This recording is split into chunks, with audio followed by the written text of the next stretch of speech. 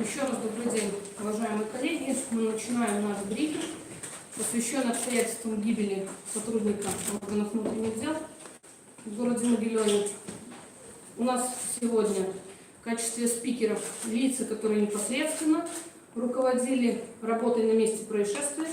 Это заместитель начальника Главного управления уголовного розыска Министерства внутренних дел Республики Беларусь Свирид Максим Александрович, а также начальник, вы многие уже его знаете, нашего Главного следственного управления Следственного комитета Архиреев Евгений Анатольевич. Добрый день. Мне хотелось бы небольшую ремарку, прежде чем мы начнем говорить о событиях того дня.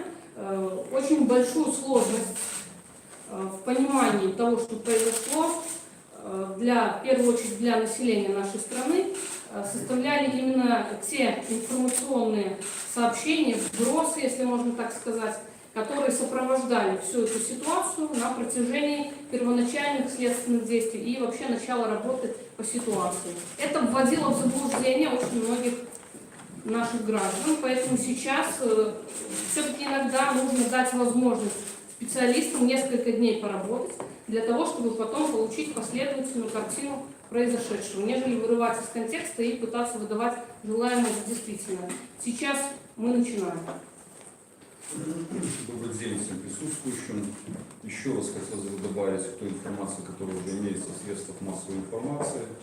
16 мая текущего года, 18 часов 24 минуты, поступила информация о том, что сотрудник госавтоинспекции прибыл для оформления дорожно-транспортного происшествия. Примерно в это же время, 18 часов 24 минуты, от лейтенанта милиции Потаповича поступает по одному из приложений мессенджеров, поступает сведения коллегам о том, что он захвачен 3 лицами и на автомобиле «Волга», его везут в неизвестном направлении.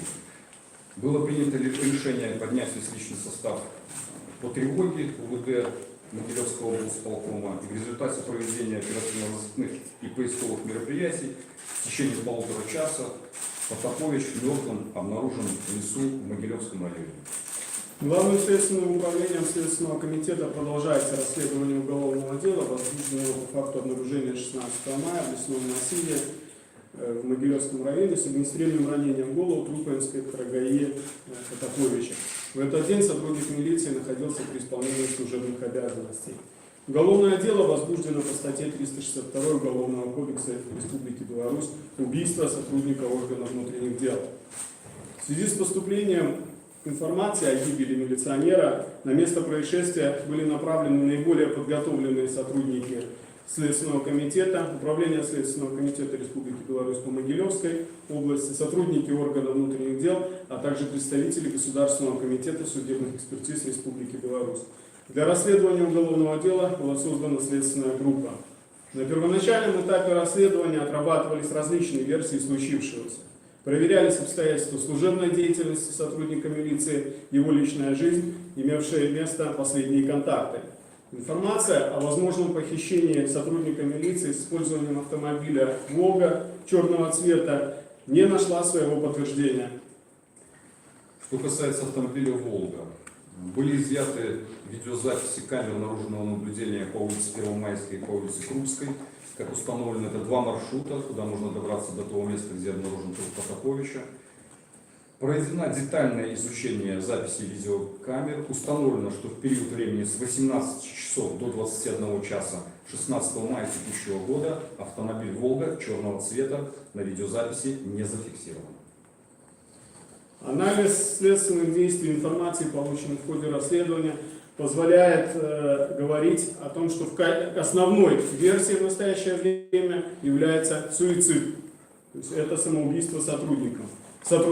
Следствием установлены обстоятельства, все действия Потаповича в день гибели вплоть до 18 часов, когда он на попутном автомобиле добрался до железнодорожного переезда в районе улиц Первомайской и Вокзальной.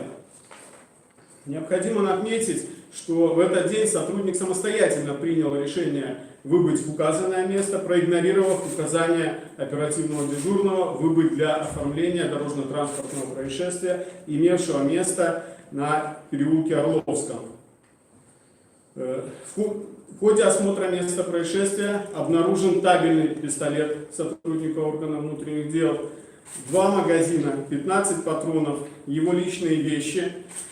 Кроме того, на месте происшествия обнаружено 3 пакета дров, жидкость для розжига, иные предметы, документы и личные вещи сотрудника. Проведенными следственными действиями и оперативно-розыскными мероприятиями установлено, что около 11 часов в одной из торговых точек города Могилева сотрудник милиции приобретал указанные дрова, жидкость для розжига и лопату. Обратимся к монитору. Вот. Лопата.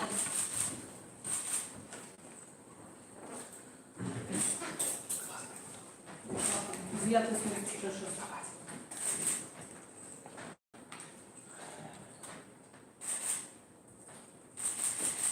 Дрова.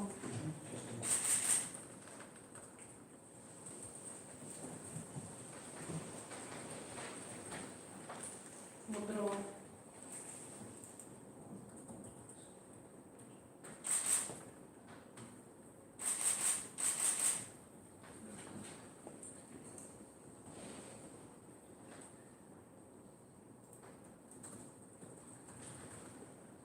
Вот он, стол лежит.